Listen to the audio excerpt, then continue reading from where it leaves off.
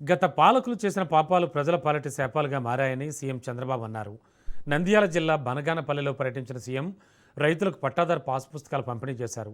కూటమి ప్రభుత్వం రాగానే ల్యాండ్ టైటిలింగ్ యాక్ట్ను రద్దు చేసినట్లు తెలిపారు.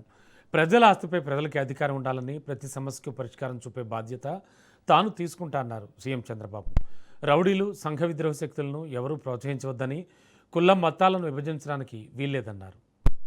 24లో ఎక్కడ చూసినా గంజాయి పంట పండించారు, ఏజెన్సీ ఏరియాలో పండించారు, దేశానికి ప్రపంచానికి ఉత్పత్తి చేశారు. డ్రగ్స్ వచ్చాయి, ఎక్కడ చూసినా చెడిపోయే పరిస్థితికి వచ్చారు. నేను ఎన్నోసార్లు చెప్పారు, గంజాయి తీసుకున్న వ్యక్తికి తల్లికి భార్యకు తేడా తెలియదు, తల్లిదండ్రులంటే వాళ్ళు లెక్క పెట్టుకోరు. అలాంటప్పుడు ఇలాంటి వ్యక్తులు వాళ్ళని ప్రోత్సహించి ఇప్పుడు కూడా రౌడీల్ని, గంజాయి బ్యాచ్ ని, డ్రగ్స్ సేవించే వ్యక్తుల్ని, బ్లేడ్ బ్యాచ్ల్ని వైఎస్ఆర్ కాంగ్రెస్ పార్టీ ప్రోత్సహించే పరిస్థితి వచ్చింది.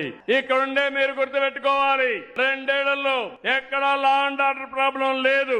అదే వీళ్ళు అధికారంలో ఉంటే శ్రీరాముడి తల తొలగించారు, అంతర్వేదిలో రథాన్ని దగ్ధం చేశారు, దుర్గమ్మ గుడిలో వెండి సింహాల్ని మాయం చేశారు. ఒక్కదానిపైన కూడా చర్య లేదు. ఒక రాజకీయ పార్టీ, ఒక వ్యక్తి, రావణ్ అనే వ్యక్తి పురాణాలను దూషించాడు, రాముణ్ణి సీత పైన నీచంగా మాట్లాడాడు, తీవ్రవాదాన్ని పాకిస్తాన్ సమర్థించాడు. అలాంటి వాళ్లకు అండగా ఆర్థిక సహాయం ఈ గొడ్డలి పార్టీ చేసే పరిస్థితి వచ్చింది. ఎంత బరిదిగింపని అడుగుతున్నా. 2019 గుర్తుపెట్టుకోవాలి, నేనే ముఖ్యమంత్రిని. నేను ముఖ్యమంత్రిగా ఉంటే బాబాయిని గొడ్డలతో లేపేసి గుండెపోటుగా చిత్రీకరించి 2వ రోజున ఆ కత్తి నా చేతిలో పెట్టి నారాసుర రక్త చరిత్రని రాజకీయ డ్రామా ఆడి ఓట్లు సంపాదించుకున్నారు. అవునా కాదా? ఒక ముఖ్యమంత్రి పైన ఇలాంటి చేస్తే, అబాండాలేస్తే మీరు ఒక లెక్క అని మిమ్మల్ని అడుగుతున్నా. ఏ రోజుకు ఆ రోజు డ్రామాలు ఆడుతున్నారు. మొన్న తిరుమలకు పోవాలన్నాడు, వెళ్ళమన్నాను, డిక్లరేషన్ ఇమ్మన్నాం. నేనున్నాను, మసీదుకు వస్తాను, మసీదులో సాంప్రదాయాలు పాటిస్తాను.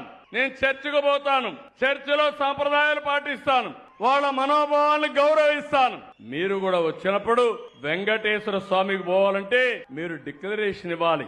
ఇక ఇమ్మంటే నేను ఇవ్వనంటాడు. భూమి మీద ఫోటో ఆనాటి పాలకులది, భూమి చుట్టూరు సర్వే రాళ్లపైన కూడా ఫోటో వేసుకునే పరిస్థితికి వచ్చారు. అంటే ఫోటో పిచ్చి పరాకాష్ఠకి వెళ్లే పరిస్థితికి వచ్చింది. అది ఆలోచించిన తర్వాత నేను ఆలోచించాను, ఒకవేళ వేస్తే మీ నాన్న ఫోటోనో మీ తాత ఎవరైతే ఆ భూమి ఇచ్చారో వాళ్ళ ఫోటో వేయాలి, కానీ వీళ్ళ ఫోటో వేసుకోవడం తప్పని ఆ ఫోటోను రద్దు చేసి రాజముద్రతో ఈరోజు మీకు పట్టాలు ఇస్తున్నాం. ఆ తర్వాత ఆలోచించాను, మళ్ళీ ఎవరైనా దుర్మార్గులు వస్తే ఆ దుర్మార్గులు మళ్లీ రికార్డు మార్చే పరిస్థితికి వస్తారు.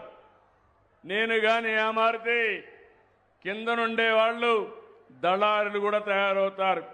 మేము మీకు పట్టా ఇప్పిస్తాం, రేట్ ఎంత ఇస్తామని. అందుకే నేను ఇవన్నీ ఆలోచించి సర్వే మొదలుపెట్టాం, రీసర్వే చేస్తున్నాం. ఆ రీసర్వేలో కూడా రైతుకి ఇన్ఫర్మేషన్ పంపిస్తున్నాం. మీకు పంపించిన తర్వాత మీరు వస్తే మీ సమక్షంలో సర్వే చేపిస్తున్నాం. నీకు ఎంత భూమి ఎన్ని ప్లేసుల్లో ఉంటే అవన్నీ కూడా రాసి మీ పేరుతో ఎక్కడెక్కడున్నాయో వివరాలు రాసి మీకు అందజేస్తున్నాం. మీరు అవన్నీ చూసుకున్న తర్వాత కరెక్ట్గా ఉన్నాయని ఒప్పుకుంటే మీరు సంతకం పెడితే అప్పుడు మెడ్రాసుకు పంపించి సెక్యూరిటీ ప్రెస్లో ఈ పుస్తకాలు ప్రింట్ చేస్తున్నాం.